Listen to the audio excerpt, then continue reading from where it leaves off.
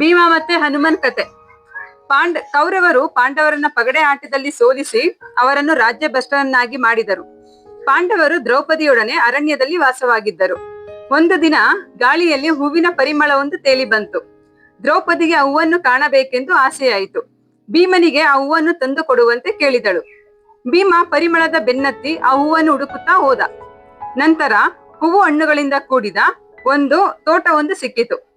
ಅದರ ಕಿರಿದಾದ ದಾರಿಯಲ್ಲಿ ಕಪಿಯೊಂದು ಮಲಗಿತ್ತು. ಭೀಮ ಎಷ್ಟು ಬಲವಂತ! ಈ ಒಂದ್ ಸಣ್ಣ ಕೋತಿ ಭೀಮನ್ಗೆ ಏನ್ ಮಾಡ್ಬೋದು ನೋಡೋಣ.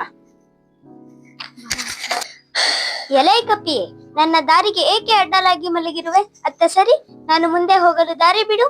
ಅಯ್ಯ, ನನಗೆ ತುಂಬಾ ವಯಸ್ಸಾಗಿದೆ, ಎದ್ದಿ ಓಡಾಡಲು ಆಗುವುದಿಲ್ಲ. ನನ್ನ ಬಳಸಿಕೊಂಡು ಹೋಗಬಾರದೆ? ಮೂರ್ಖ ಕಪಿಯೇ, ನಾನು ಯಾರೆಂದು ನಿನಗೆ ಗೊತ್ತಿಲ್ಲವೇ? ನಾನು ಪಾಂಡವರಲ್ಲಿ ಒಬ್ಬನಾದ ಪರಾಕ್ರಮಿ ಭೀಮ. ನನಗೆ ಬಳಸು ದಾರಿಯಲ್ಲಿ ಹೋಗುವ ಅಭ್ಯಾಸವಿಲ್ಲ.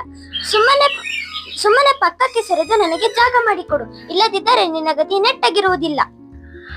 ಓಹೋ, ನೀನೇನ ಪರಾಕ್ರಮಿಯಾದ ಭೀಮ?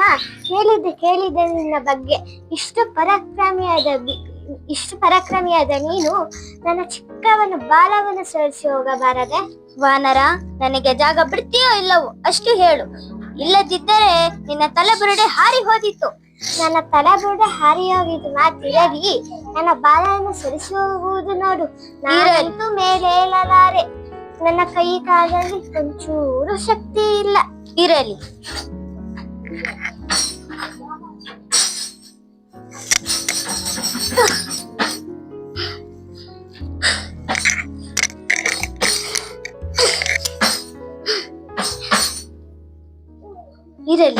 ನನ್ನ ತೋಳ್ಬಲದ ಮುಂದೆ ಇದ್ಯಾವ ಲೆಕ್ಕ?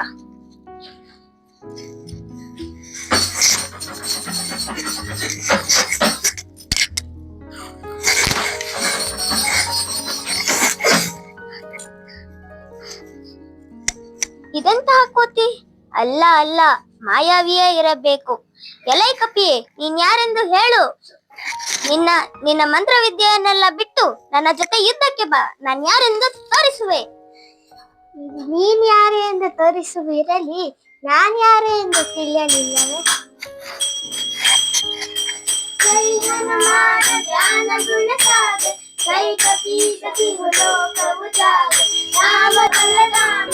ಅಂಜಲಿ ಪುತ್ರ ಪವನ ಸುತ ರಾಮ, ಮಹಾವೀರ ವಿಕ್ರಮ ಬಜರಂಗಿ, ಕುಮತಿ ನಿವಾರ ಸುಮತಿ ಕೇಸಂಗಿ, ಕಾಂಚನ ವರ್ಣ ವಿರಾಜ ಸುರೇಶ, ಕಾನನ ಕುಂಡಲ ಕುಂಚಿತ ದೇಶ. ನಾನು ಹನುಮಂತ, ಶ್ರೀರಾಮನ ಬಂಟ. ವಾನರ ಶ್ರೇಷ್ಠ, ನೀನ್ ಯಾರೆಂದು ತಿಳಿದೆ ನಿನ್ನ ಬಗ್ಗೆ ಕಠೋರವಾಗಿ ಮಾತಾಡಿದೆ. ದಯವಿಟ್ಟು ನನ್ನನ್ನು ಕ್ಷಮಿಸು. ಭೀಮ, ಬಲಕ್ಕಿಂತ ವಿನಯ ದೊಡ್ಡದು. ನೀನು ಅಹಂಕಾರ ತೊಡೆದು ಹಾಕಬೇಕಂತೆ ನಾನು ಬಂದೆ.